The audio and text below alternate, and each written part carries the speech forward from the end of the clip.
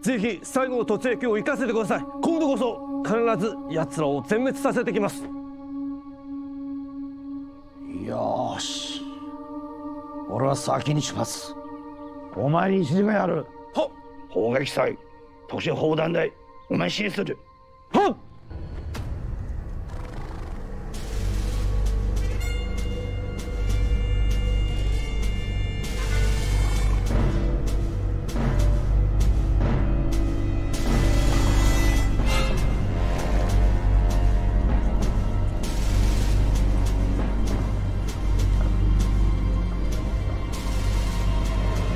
现在怎么没有火力准备？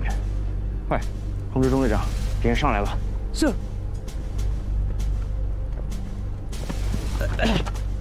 小心我，鬼子上来了！注意力，把鬼子放进来打，撅子的。放松，坚持一下。放松，没事的，没事的，同志。没事了，放心，我在政委，坚持。啊，我有事，不要啊。好点睡。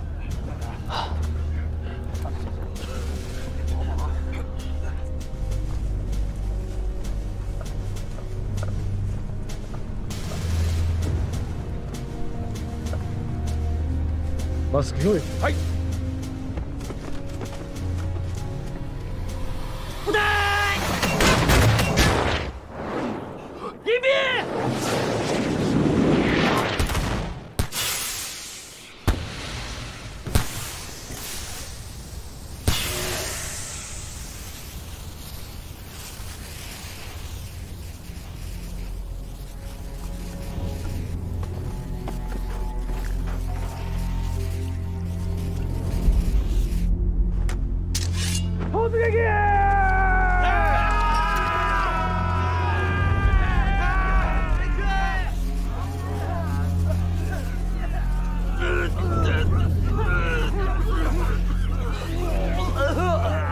不好，敌人使用了毒气弹，预备队用湿毛巾护住眼睛口鼻，跟我上，快！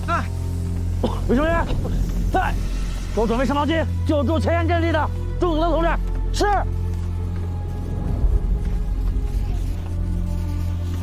对，加料的。好。走，同志，给政委。好，再点水壶。是。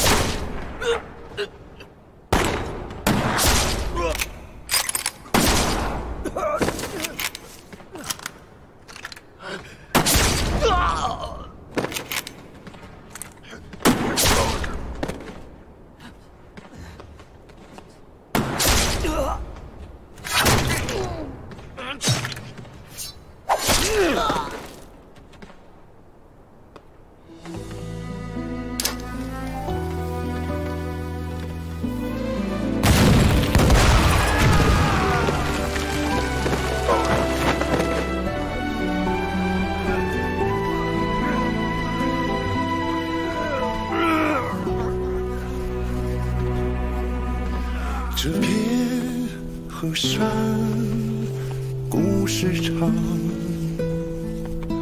我书卷未顿无家乡。麦田边槐树下，梦随风扬烽火。中我只能硬币为枪。 下响起我熟悉的窗，娘爹的期望，世间人的墙，书信里藏泪光。儿啊，你何时归？这问题，我比谁都更想。 我曾誓言要为这片土地洒热血谱山河，我曾誓言要为这片土地也要挺到底，为这片土地咱至最后。一刻。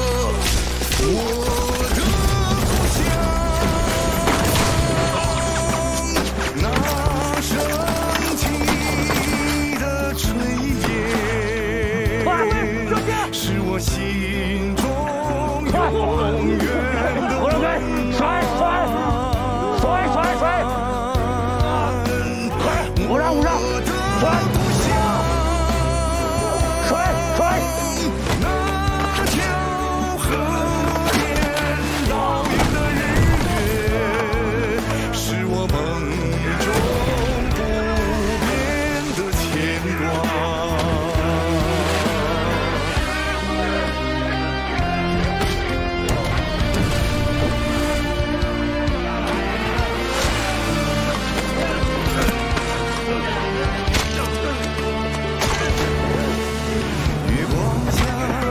想起那熟悉的窗，亮的叮咛，低的期望，世间人的墙，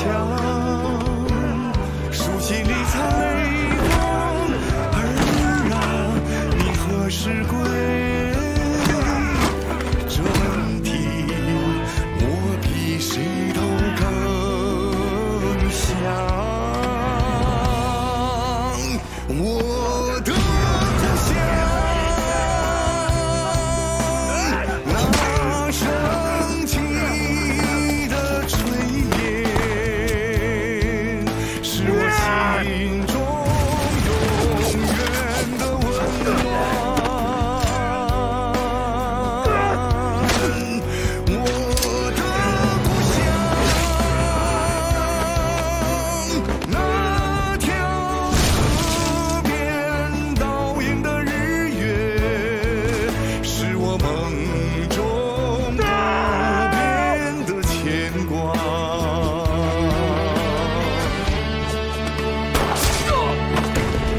月光下，想起那熟悉的窗，我的叮咛，你的期望，世间人的墙。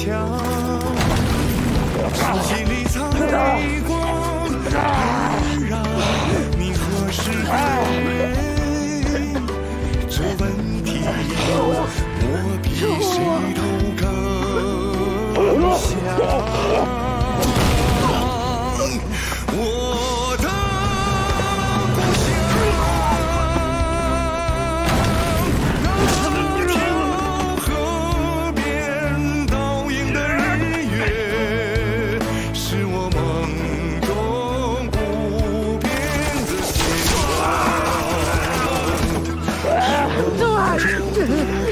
政委，路径用光了，怎么办？从鬼子来着，把房子来就摘了。是啊，现在就这么在的，现在。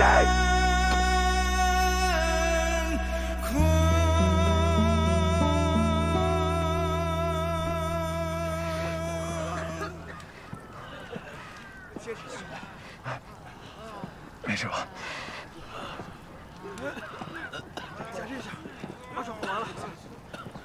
各单位，找些清水清理眼睛、口鼻。是。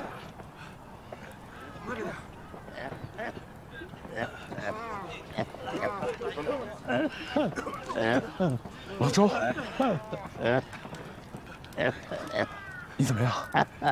我给你口罩呢。没事，没事。副支队长，政委把口罩给我了，怎么能随便拿首长的口罩呢？你别批评他，我没事。我原来肺就不好。副支队长，副支队长，讲，报告副支队长，山下日军全部撤退了，返回现任方向。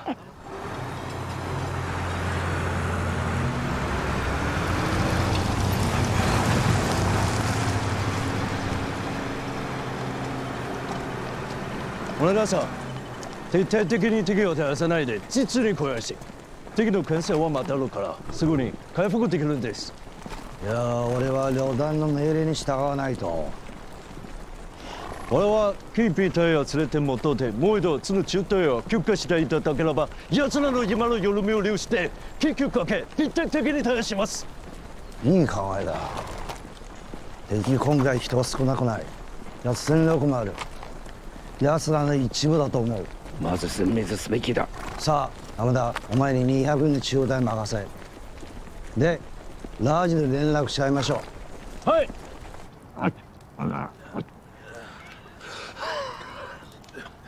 部队清点完毕了，损失太大，600多人，3个中队，现在就剩200人，只能编1个中队了。武器弹药也剩不多了。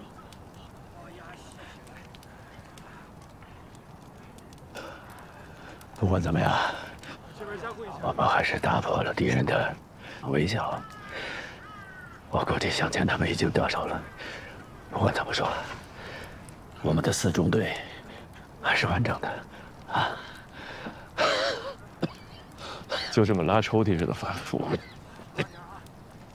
我们什么时候才能组成一支正规的兵团，跟日本人较量一下？怎么，泄气了？不是泄气，我着急。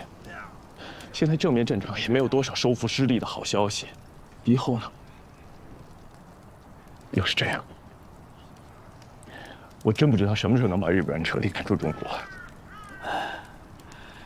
滇池旧镇，你不是都看过了吗？里边的很多观点，你也都赞同。现在就是最艰苦、最漫长的相持阶段。没事吧？卫生员，卫生员，别叫卫生员，我的肺本来就毛病，他们没有要干着急。报告，讲。后方发现部队项目前进，声援不明，好几百人。继续侦查。是。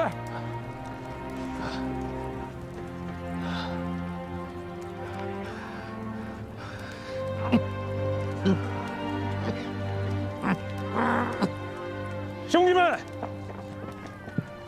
向后方做好战斗准备。敌人这次是真的撤退了，我看应该是被独立团给打疼了。我现在就是在担心老周啊和白松他们怎么样了。你是担心敌人达到了作战目标而撤退的？我看不像，他们走得很匆忙，而且日军没有乘胜来打咱们。但愿挺进支队安全吧。嘉诚，我今天晚上想带着一个骑兵班去一趟松山峪找老周，我想给挺进支队送一点煎饼和草药。好，我跟你一起去。咱先把这边工作安排好。王玉他们在救治伤员，于世才也受伤了，我得看看他先。你在这儿负责吕家寨的防务，晚上咱一块儿行动。我估计到了晚上鬼子不会行动了。好。部队跟上！你们2支小队分散警戒。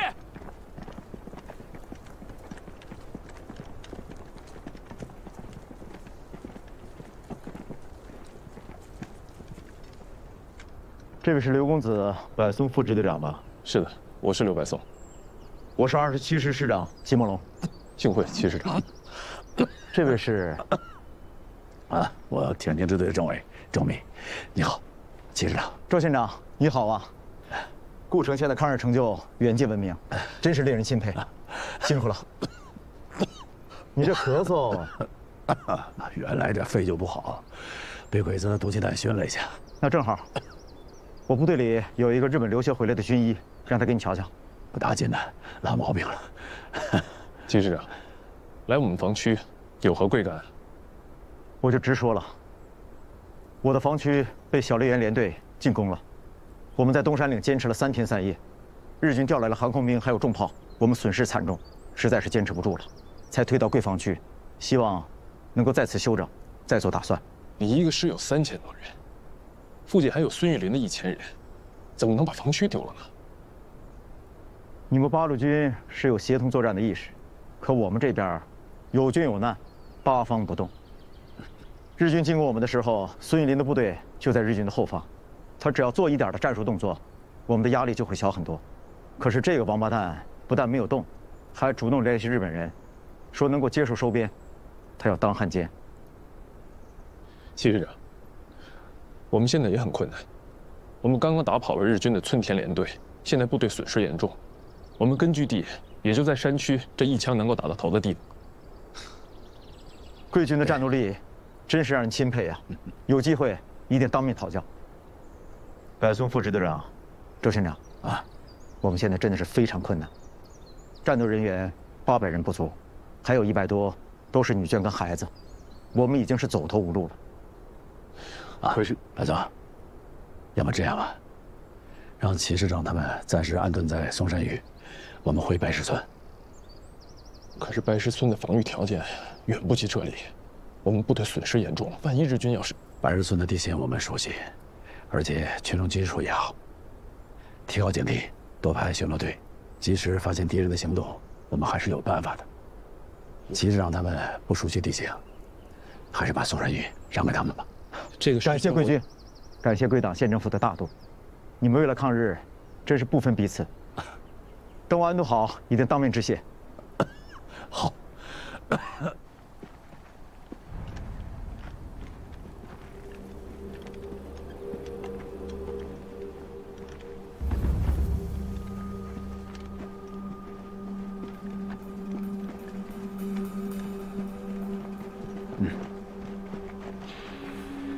調査、前方に敵の2つの敵部隊が発見されます。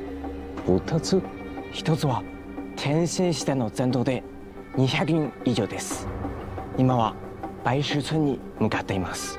もう1つは小笠原連隊の包囲務から逃げ出した重慶軍で800人以上があって、多くの家族や子供を連れており、松山峪に向かっています。ここまでどのぐらいのが2キロです。2キロ。中佐、奴らは負け移動で追いかけて全滅します。いえ、部隊を軍事で待機しろ。成功は続けて前へを偵察しろ。老伯，所长，哎，来来啊，你们啊一定要把家守好了哈啊，一定要防着敌人杀回马枪啊。处长放心，乖。大家把物资口袋都绑好啊，不要影响城区战斗。准备好，立即出发。好。哦。哎，夏生，哎，你分析，你说老周和白松他们是在白石村，还是会在松山峪呢？要是我决定，我会去松山峪。为什么呢？那里更利于防守。你讲的有道理，那咱就去松山峪。好。张局长，哎，回来了。杜神，你慢点。张局长，你慢跑，你慢点，慢点。这是我配的创伤药和跌打膏，我让王区长拿着。他说没有你的批准，他不能要。没办法，我只能来找你庄区长了。庄局长，你们就收下吧，这次是我自愿捐赠的，就当上次那个事的补偿吧。到现在，俺这个心里还过意不去呗。杜神医，我们西药确实不够，需要这些草药给伤员救治。好，那咱就留下了啊。这样，老吴，来啊，你把杜神医给咱这些草药啊，全都记上账，回头咱要偿还。好，来拿着吧。谢谢杜神医啊。啊，偿还，区长，你说这个话就见外了。你们八路军帮俺打仗，死伤了多少人啊？这个账，俺们拿什么还啊？大鬼子，咱们都是一家人。我不会骑马，我要会骑马，我就跟着你们一块去看伤病员去了。你讲得好啊，杜神医，谢谢你，啊。嗯。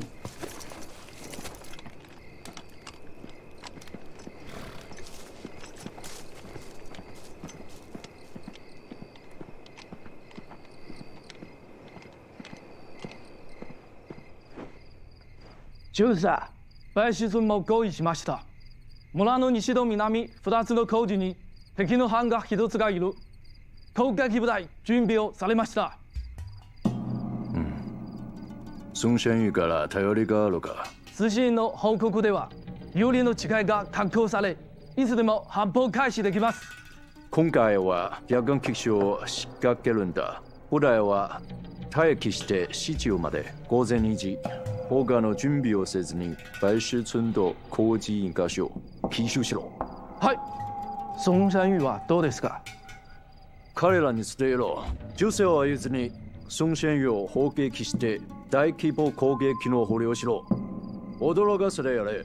白石村チームの路を阻止しろ。はい。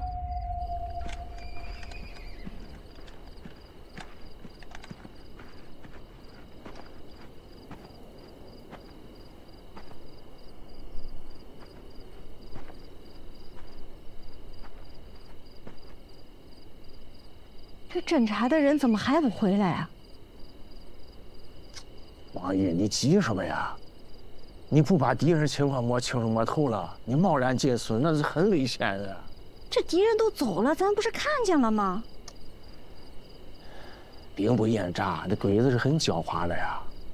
你呀，你跟我是一样啊，看着再多的兵书，也当不了将军。哎，看人家是。人打仗的时候比谁都凶，你看人休息的时候比谁都镇静，哎，这是大将的风度。啥大将风度？这就是没心没肺。挺进支队生死未卜，谁能睡得着？也就是他。别在我背后说坏话。你看，你是装睡的，这好话坏话我可都是当你面说的。装睡干嘛呀？随时休息也是一项技能。等良心作战，你就知道了。我这样才能熬不垮。学长、队长，有情况啊！峪口小高地上发现鬼子兵，多少人？有5、60人，还有一挺重机枪和6个子弹筒。我俩从山上去侦查，山顶上倒没有鬼子，两侧各有国民党的一个派驻守。听他们说话是齐梦龙的部队。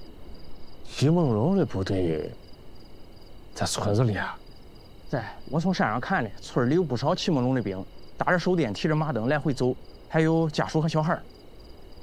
你们俩确定两侧的山下没有鬼子的埋伏吗？没有，没有。家生，这个很奇怪啊，这种部署，难道他们发现的是鬼子的先头部队？小张，你看鬼子在干什么？是个什么状态？除了几个放哨的都在睡觉。这也不是临战状态啊。说明他们不是在等待大部队的到达，像是有了别的既定任务。地图。那这个挺进支队也不在松山峪，要不咱走吧，去白石村找找。不，老爷，你先别急。齐梦龙也是抗日的，我们就这么走啊？那实在不行，咱就骑马过去，给鬼子一顿手榴弹，然后咱就走，也算是提醒齐梦龙了。你先别急，你让家生好好分析分析啊，他比咱们俩懂军事。咱听听他的意见，好不好？家生，你给分析分析，什么情况呢？这是？我担心，这是鬼子作战部署的一个环节，真正的目标不在这里，也许就在白石村。这支小队呢，是用来阻止齐梦龙去增援白石村的。你有什么想法？如果敌人的目标真在白石村，那咱们挺进支队还有敌人的主力一定在那边。从这边敌人休息的情况来看，他们早就进入阵地了，而且白石村也肯定被包围了，他们只是在等待一个合适的时机开始行动。我们这10几个人打过去，能帮挺进支队早点警醒，但不可能帮白石村解围。简单的说，敌人要怕什么，我们就得干什么。家生，你的意思是说，我们先去救齐梦龙，然后让他去救援白石村？对，区长一点就通了。从敌人的兵力部署来看，他们的兵力并不充足，所以才只布置了一个家庭小队来对付齐梦龙。只要齐梦龙配合我们的行动，那么敌人的部署就会被打破。那他会帮助咱吗？之前遇到敌人，他可从来都没帮助过咱。这个呢，我也说不准。但与其我们跑到白石村打，提醒挺进支队，不如在这儿打，挺进支队也能听见。而且敌人打下了白石村，也不会轻易放过齐梦龙的。这点利害关系，他应该是明白的。家生分析的非常有道理啊！你想啊，齐梦龙的部队不到万不得已，他不会到咱们这个根据地里来，他肯定是走投无路了。而且那老周和白松要是不同意，他也进不来。对，所以说他要是把这个地方丢了，他无处可躲了，是不是啊？我认为，2位区长，你们2个骑马快速通过峪口进村，我估计敌人接到行动的命令还有一段时间，他们不会因为你们两个提前行动，所以你们应该能够安全的通过。进村后找到齐梦龙，要求他派部队来配合我打掉鬼子的这个小队，同时派其他部队去支援白石村。我带骑兵班悄悄接近小高地的后方，等你们进村20分钟后，我们就开打。你们看这样行吗？就这样办。出发。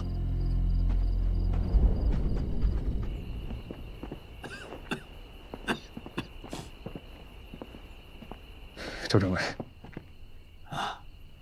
巡逻队发现敌人。什么方向？敌人有多少人？具体兵力不详，但现在已经把村庄包围了。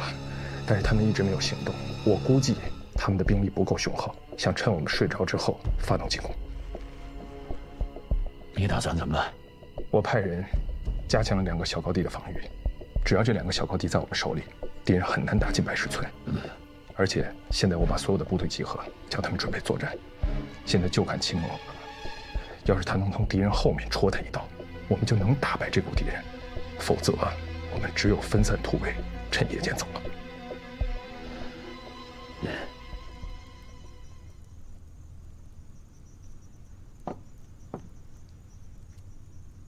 就这么巴掌大的地方，没有粮食，也没有人，不是久留之地啊！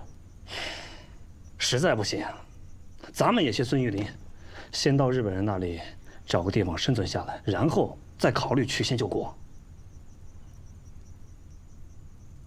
要想走这一步的话，我至于等到山穷水尽吗？当汉奸，我齐梦龙怕愧对祖先。这种话你再敢说，老子毙了你！是。报告师长，太太请您回去早点休息。跟太太说，让她跟孩子先睡，我还有事情处理。是。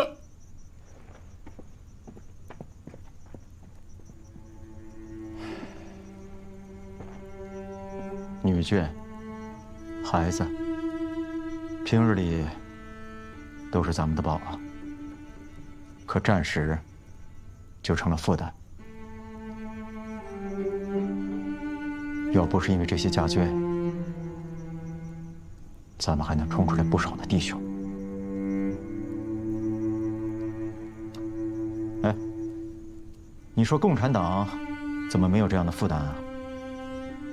我倒是挺佩服他们的军纪，就这样住在村子里，也没有欺负妇女的事情发生。哼，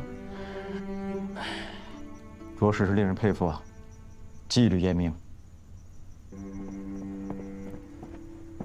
报告师长，说共产党故城县1区的区长和副区长求见，说是有紧急军务。有请。是，里面请。你好，市长。我是1区的区长庄旭峰，这是副区长王宇。你好，二位久仰大名了，不知二位到此有何贵干呢？哎，我先问一下，齐市长知不知道我们的挺进支队到哪里去了？知道。来，你看，他们现在在这儿，白石村，松山峪是周县长让给我们临时驻扎的。哎，那就好了，那就对了。多亏了周书记啊。情况紧急啊，我就直接说了啊。我们本来是带着一个骑兵班去找挺进支队，意外在咱这个村的村口发现了一个日军小队的埋伏点，所以现在我们估计啊，日军的主力部队就在这个北石村。村口这个日军埋伏的这个点儿，就是为了阻止你们去支援北石村的。所以现在我请求齐市长立刻调整部队，干掉村口这个埋伏点儿，同时出兵去支援北石村。师长，我认为现在我们的当务之急是应该立刻加强两侧山峰的兵力，这样才能确保安全，让我们进退自如啊！哎，这个我们已经侦查过了，在这2个山头上没有日军驻守的兵力，只有我刚才说的村口那个日军小队埋伏点。我们的骑兵班现在已经悄悄地摸到了敌人的后方，他们随时可以发起攻击，配合你们的行动。你说的这个日军小队很有可能是他们的先头部队，在等他们的后面的大部队。师长，我们现在可只有800人呀而且还有家眷，自顾不暇呀。我认为我们现在应该立刻派2个连上山，坚守2侧山峰，这样才能阻止日军进入松山峪。关键的时刻，我们还可以沿着松山峪向后山撤退。我们从敌人的枪口底下跑来统治你们，可你们呢，只想着自顾逃跑，还是不是抗日的队伍了？王宇，你先别急，咱们这个事儿让齐师长，你自己考虑一下。师长，咱们可就剩这点家底儿了。齐师长，2位区长，不是我们不愿意出兵，而是现在我们弄不清楚日军的虚实啊。他们敢包围白石村，兵力至少不会少于2个中队，而我们现在手头只有7个连的兵力，拿出4个连来保护松山峪的家眷，剩下的3个连来消灭村前的日军加强小队，还算有把握。如果再去支援白石村，怕是力不从心啊。越是在这个最困难的时候，我们要联合抗日啊！都是中国人啊，这个时候得一条心嘛。否则我们一定会被敌人一个一个击破。其实让你想一想，如果鬼子顺利地占领了白石村，下一个目标就是你们无处可躲。为什么村口正有一个埋伏点啊？有2个作用：第一，它就是为了阻止你们去支援白石村；第二，它是要黏住你们，等待他们的大部队过去支援。那你们怎么办？齐师长，尽快决断呀！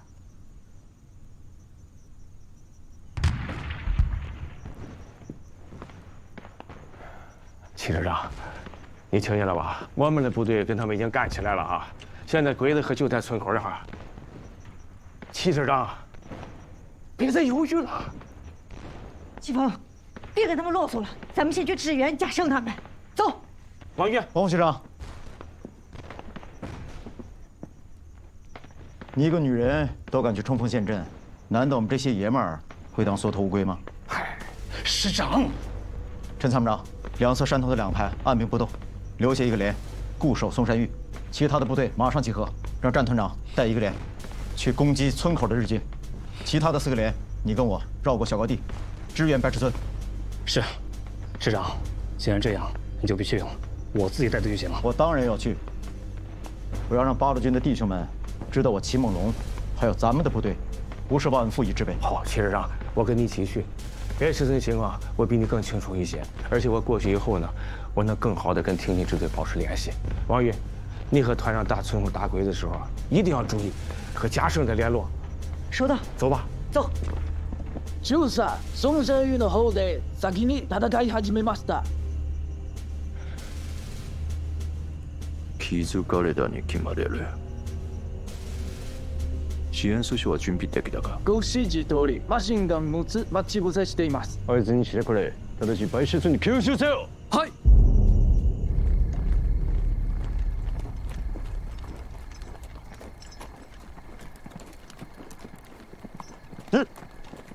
卫兵，到。去前面，把庄学长给我叫来。是，走，走，走，走，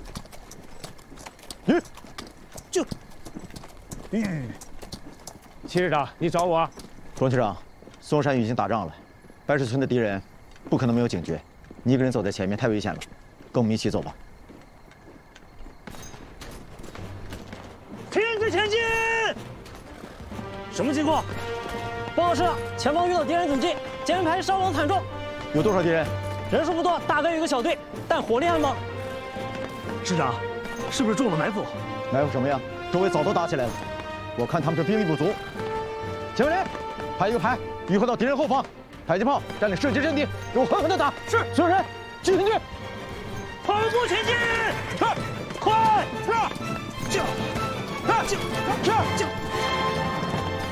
報告です。白石村の敵が前から警戒したので、我が軍が攻撃し損なった。長官、チムゴン軍が増援部隊に猛烈な攻撃を加え、小松隊長から応援要請を頼まれました。小松に伝えろ。最後まで戦い、半歩も立ち退くな。はい。酒井。はい。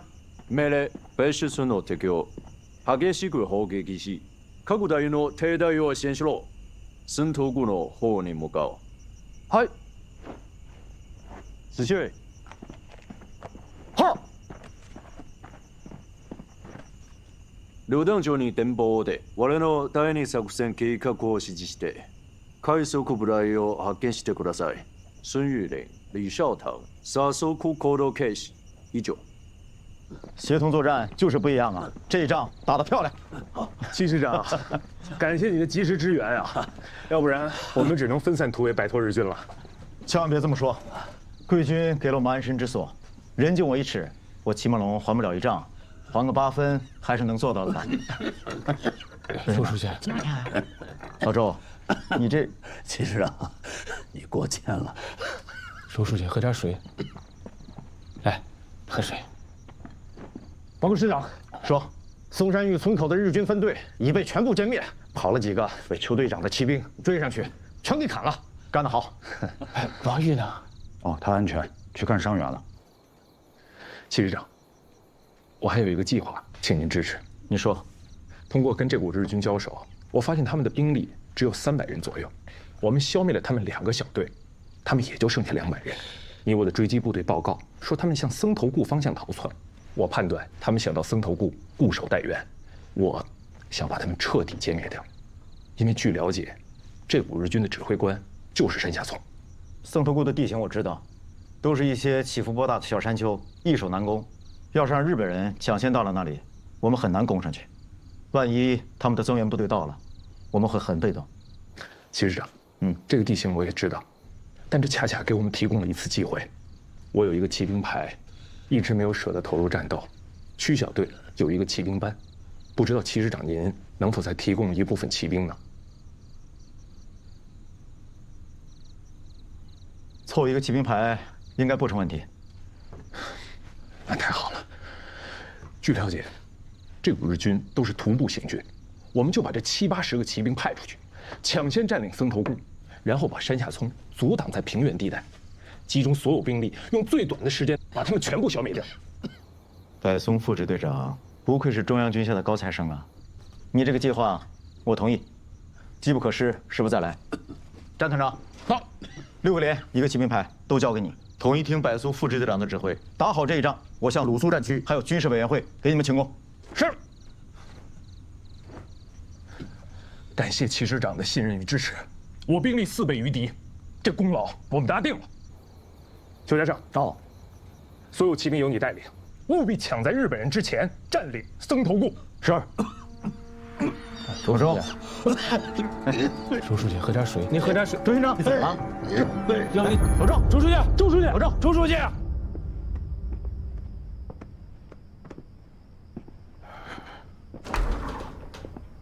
大晚上的找我有什么事儿？哎，看看这个。山下聪让我以皇协军第7团的番号，配合李少棠的第5团，占领松山峪，彻底消灭齐梦龙。如不服从，明天就派飞机轰炸他们。上贼船容易，下贼船难呐。既然统一改编为皇协军，那就得听日本人指挥了。这山下聪！老子暗地里帮他干了多少事儿，还不知足，非要我彻底戴上汉奸的帽子。老陈，你说怎么办吧？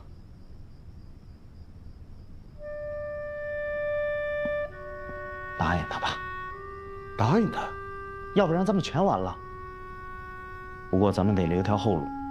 我不跟你去，反正日本人也不稀罕我。这样。我带着专属保安队的110来人，你再给我700人，我们离开，还是打着新七师的牌子，还跟鲁苏战区领饷。等时机合适了，你再回来。师长的位置我给你留着。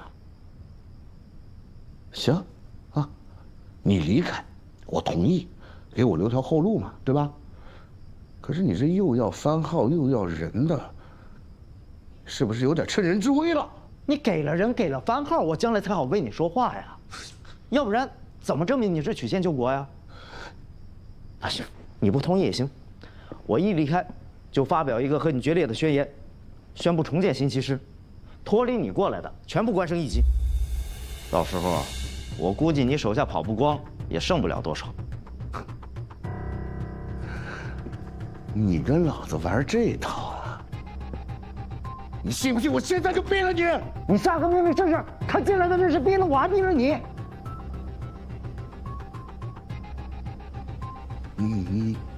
你把他们都收买了？收买？用不着那么破费吧？你天天花天酒地玩女人，从来不管部下的死活。我不过是帮他们解决了该解决的问题。还有，你知道新骑师有多少人不愿意跟你当汉奸吗？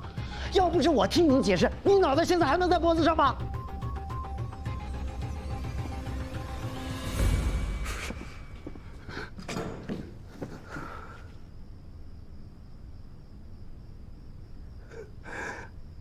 现在这日子，能快活就赶紧快活快活吧。谁知道还能不能看到明天的太阳？行，就按你说的办，啊。对了，你把那几个要抗日给我带走，省得以后在我背后开黑枪。咱们俩也共事那么长时间了，我也替你考虑了。走的人多了，日本人那边不好交代；那走的人少了，国军这边也不好交代呀。1800人，我要700，你还剩1000多，大头还在你那儿啊。老詹，咱们说好了，不管两边谁赢，咱俩得相互照应啊。那是肯定的。现在想想，还是日本人厉害，这帮精卫也不含糊。不说别的，就说这法币吧，跌的都不成样子，还没人日本军票好用。我看这日本人垮不了。这你就不懂了。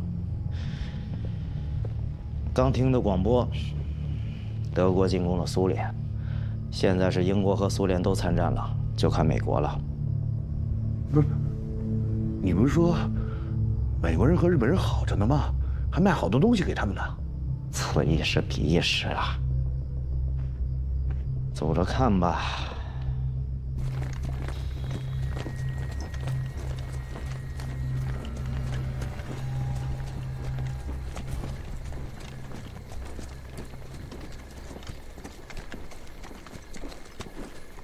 連隊長、敵が迫ってきて、挺身部隊と見物の残党は移動されました。遠藤部隊は反撃完了。命令、素早く戦闘庫へ向かおう。はい。長官、敵の騎兵部隊が約70人現れた。ライフルの射程距離以外で先発部隊を乗り越えた。その遠くへ急ぎました。敵の指揮官はよくやったね、このイボ。が、運命は変わらんぞ。我々の経過はどうですか？戦闘後の射程外に有利な地形を探してくれ。工事を築き、救援を待とう。はい。足で進め。はあ！はあ！师长，师长，怎么了？孙玉林的部队从前面打过来了。这个卖国贼，他居然公然投敌！他们有1000多人，手里有迫击炮，还有重机枪。我们的部队人数太少，很难守住。他还叫嚣着要让我们投降，接受周边。命令两侧山头2个排，不惜任何代价，给我坚守1个小时。是。留守的一个连马上集合，掩护架舰向后山撤离。是。带上周县长，还有他的警卫班。别忘了，告诉刘柏松还有战团长，敌人有可能是调虎离山，马上撤到山区。是。敌人放弃占领省头部了。不光是放弃，还避开了我们的火力。我们在这里对围攻的部队起不到任何的作用。我们赶紧下山去参加战斗吧。虽然说我们在这里不能支援对山崖村的围攻，但是我们可以扼守公路。2位局长，我现在非常担心这是山崖村的阴谋。先生，你具体给说一说呀。你们看啊，那不远处就是一条公路，这条路应该是通往金浦铁路线的。如果敌人从那边调集快速部队，很快就会抵达这里。而我们呢，要是离开了山区，那敌人一旦进攻咱们几乎是无处可退的。咱们宁可呀，把单向聪想的是更狡猾、更阴险才行啊！我之前听向前跟我说哈，派一部分部队啊缠住我军，再用远处的快速部队突袭，这是日军的惯用战术。对，如果这是单向聪的计划，那么他就是打算调虎离山，彻底消灭我们和齐梦龙的部队。李先生，现在又怎么办呀？军事上我们听你的。这个骑兵在山上呀，起不到应有的作用。我打算只留下一个班，在下面那个小高地做疑兵。我呢，带着大部分人隐蔽下山，埋伏在公路边的树林里。如果敌人真的派快速部队来了，我们就等他们刚下车，立足未稳，冲杀出去，给大部队争取撤离的时间。所以麻烦二位区长下山去找柏松，建议他一旦不能迅速结束战斗，就主动及时撤离。其实北松啊，不是考虑不到这些风险，他就是太想灭掉单向聪了。好不容易给困住，你让他撤出来，这对他很困难。我去说也不太合适，他总是觉得我是一个不懂军事的人，他不喜欢我在这指手画脚。王玉，你去说合适，我觉得效果会更好。白松有能力，也比较自信，但是他聪明，能辨出对错，私下说也许会好一些。这个骑兵班你给我留下吧，我在山上坚守，好不好？行，齐峰，我呢跟你留挺机枪，配合我们在山下攻击敌人。好，但是记住啊，看到我们撤离，你们一定要跟上。好。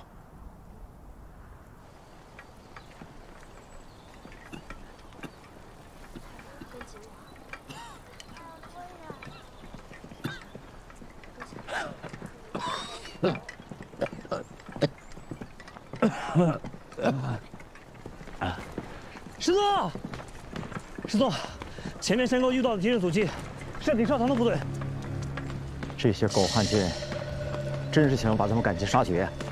传令下去，占领前面的回马岭，坚持到天黑，想办法突围。是，所有人加快行进速度。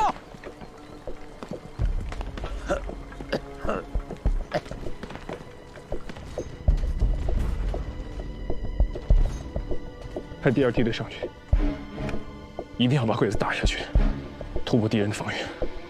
同学，到，打新闻弹，干！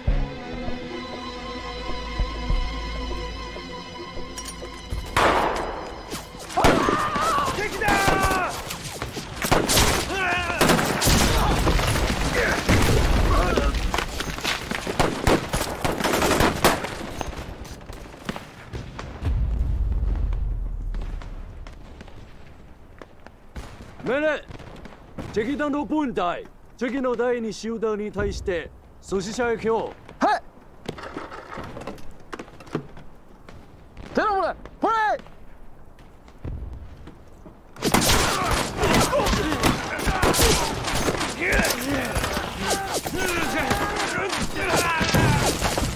酒井、君の予備隊を派遣しろ。その前に演弾を投げつけてくれ。煙弾か？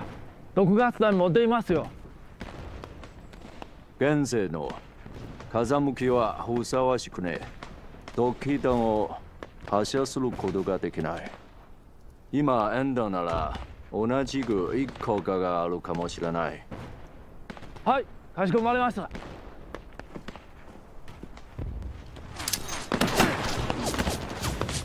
毒气弹！毒气弹，快撤！快撤！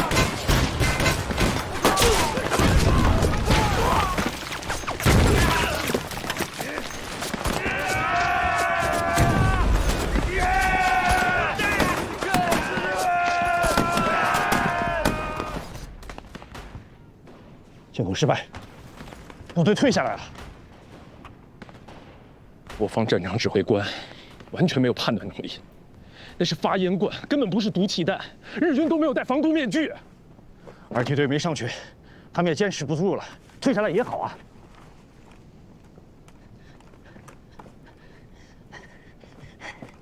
大松，王玉，你怎么来了？我有几句话想跟你单独说一下。我现在正在指挥战斗，与战斗无关的事儿，以后再说。当然是跟战斗有关。那你就说，我对友军指挥官不设防。那你别因为面子问题，不接受我们的意见。我不接受你们的意见，就是要面子。快说吧，我还马上组织战斗。我们在森头谷看了地形，旁边有一条公路通往津浦铁路线，我们担心敌军在那边调集快速部队来围攻我们。我们离开了山区，很难组织撤离。如果不能快速的消灭山下丛，我们建议主动撤离。说完了。多此一举，这个风险我早就考虑过了。我已经派了观察哨严密观察那条公路。你回去告诉修家胜，僧头谷没有用了，叫他回来，带着骑兵队。 参加对山下村的战斗，刘副支队长，对方的建议值得考虑啊。白松，真啰嗦！毛宇，执行我的命令，这次谁也别想动摇我的军心。马上组织部队，发动进攻。都打起精神！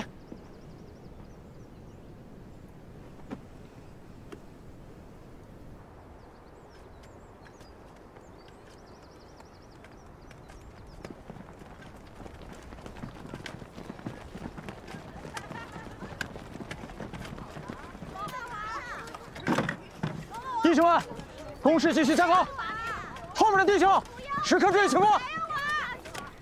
谁家的孩子呀？带回去。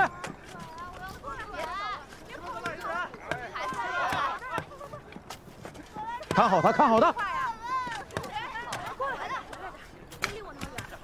周县长，啊，现在这个情况，你有什么对策吗？这两股汉奸之间是有矛盾的。 这一点是可以利用的。嗯。能不能不喊了？看好孩子，都什么时候了？师尊，师尊，怎么样？师尊，搞清楚了，孙玉林的部队在山前，二黑头的部队在山后，两边都没有积极组织进攻，并且互相戒备。看来啊，他们没有互信。周县长。 跟你说的一样。李师长，我是孙玉林啊，我们可是老相识了，都在委员长手下效过力啊。如今你走到这步田地，兄弟我十分同情啊。不如你下山接受改编，我保证你和兄弟们万险不变，待遇比原来更好。 徐师长，你别听那孙胖子放屁！日本人才让他当个团长，他能让你当上师长？你呀，还是过我这边来吧。你别管当多大的官儿，谁能管得着你呀？你是要地盘有地盘，要钱有钱，要女人有女人。你们都别喊了，我跟弟兄们商量一下。 然后派个代表跟你们谈，谁给他条件好，我起码我跟弟兄们就跟谁走。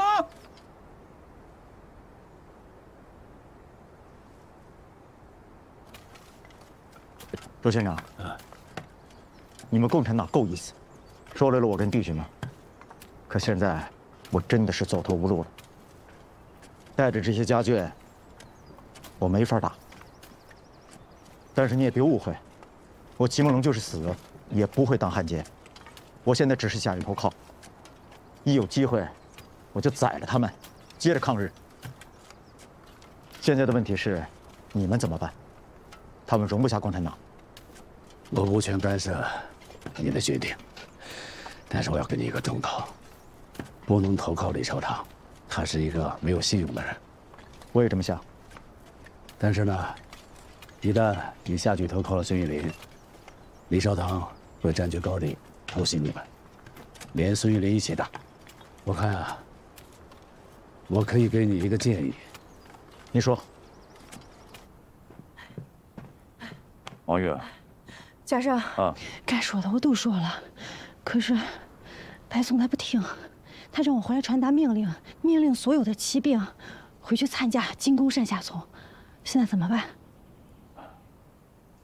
命令必须服从。走，我们去找齐凤。好。李团长，我们师长想知道，下山跟了你们，我们能得到什么好处？嘿，你少给我来这一套。那齐梦龙是什么人呀？啊，他是官帽子堆里出生，金银窝子里边长大，经过讲武堂，蒋介石那老头子亲授的将军，他能跟我这个绿林好汉？我们师长啊，请您放心，他绝不会投靠李少棠。这个李少棠啊，他就是个土匪，毫无信用可言。就是啊。不过呢，孙师长，你要知道，我们要是下山投靠了你，他李少棠肯定会从后面跟上来，占领我们的制高点。我说你们是不是和孙玉林那老小子一起算计我的吧？这，嗨，李团长，哪有的事啊？你是不知道，我们师长最恨的人就是孙玉林了，都驻扎在同一个防区。在我们跟日本人鏖战的时候，这个孙玉林他不但不帮忙，他还背后捅刀子。我们齐师长综合考虑了，他说，先派少量人员护送家眷下来，部队呢坚守回马里。这还需要你孙师长派出部队从山下绕过去袭击李少棠。等咱们一起把李少棠打跑了，那个时候啊，我们才能踏踏实实的下来投靠你孙师长啊。你别跟我耍心眼子，你还嫩点儿。老子办事就看划算不划算，这天下的事都是买卖。今天这个买卖，我看不上，我感觉要赔本儿啊。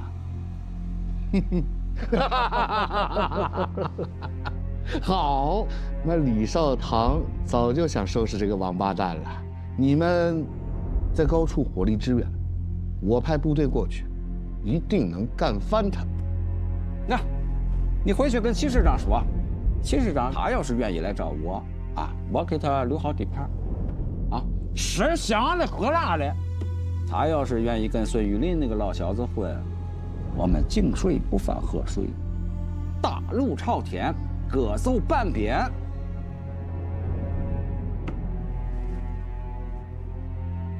怎么样？我这样够意思了吧？李团长，您的意思是，您要撤？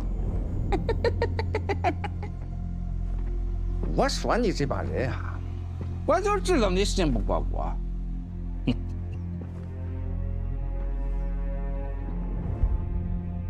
过半个钟头，你派人来看。我要是剩一兵一卒，我李字到这写。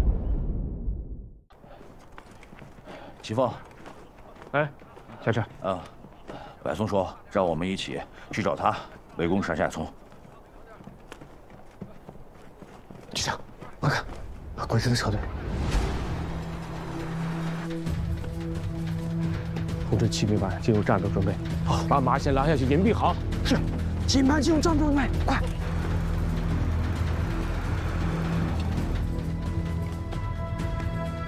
王月，你去通知外松，告诉他我们这儿呢发现了敌人增援的先头部队，然后还告诉他我们这儿的地形还不错，我至少可以保证在这儿迟滞日军1小时以上的时间，这个时间交给他来利用。利用是什么意思啊？他是行家里手，你就这么跟他说，他会明白的。好，那我现在就去。好，曹成，我们现在啊要配合松头谷的火力来阻击敌人的增援部队，掩护大部队的行动，至少要坚持1小时。没有我的命令，谁都不允许后撤一步。敌人有装甲车，咱能挡得住啊？日军的这个装甲车并不结实，几束手榴弹就能干掉。现在来听我部署。好。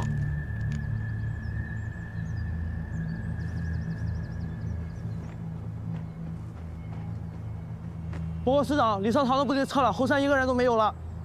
好，我知道了。这个李沙堂还真是难以琢磨呀，行为不能预测。啊，那我们一会儿就从后山走了。嗯，最后呢，我想让你记住，不管到什么时候，你都是中国人，都是中国军人，中国的将军。周军长，您放心吧，我是个中国人。说句心里话，我何尝不想跟你们一起从鹤山撤离呀？可我的这点兵力，根本不足以保护这些家眷。他们有的是师里将士们的家属，还有一些是走散和战死将士的遗孀，不能不管他们。为今之计，我只有暂时委身孙玉玲，先安顿好他们，再解决部队的给养，再图一举。咱们这次是中了日本人的圈套了，追击部队能回来多少人，还是个未知之数。你要是能碰到战团长，帮我跟他说，想回来，我欢迎；要是想投奔你们共产党，我也绝不责难。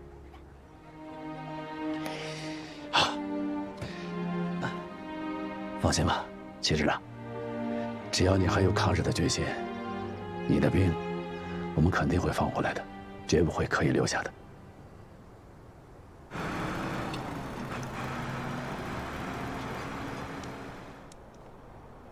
你们看，小高地下方1公里路段是打伏击的好地方。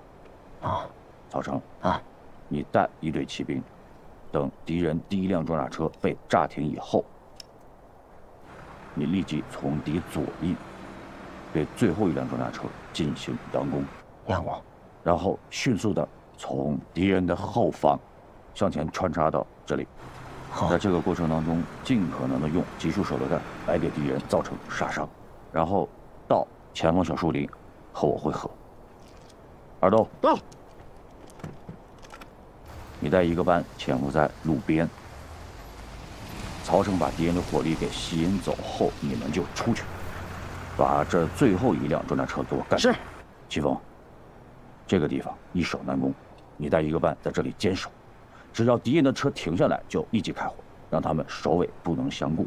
大家都记住啊，我们这次任务是要迟滞日军至少1小时，绝对不能恋战。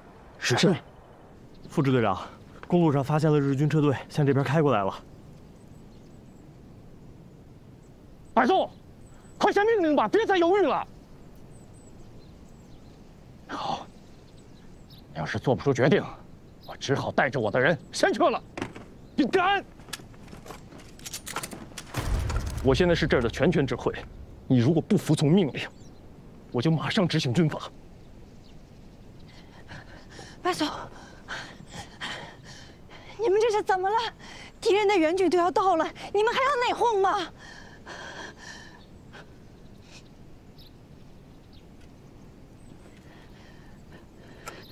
挺进支队，把车放下。詹团长，刚才是我冲动了。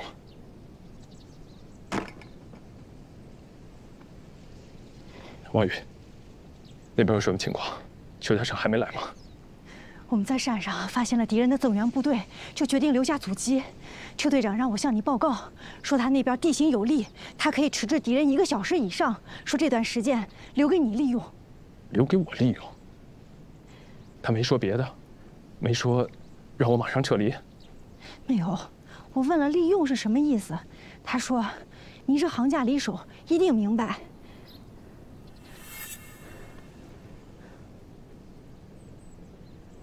知我者，邱家胜也。詹团长，我有一个将计就计的计谋，请你务必服从我的命令。那没什么事儿，我就先回宋头固了。你留下，跟着大队行动。你去通知邱队长，骑着王副区长的马，告诉他，如果我打绿色的信号弹，就要他马上向山区撤离。是。王宇，一起留下，听听我的计划。这次，我要告诉山下聪，什么是真正的计谋。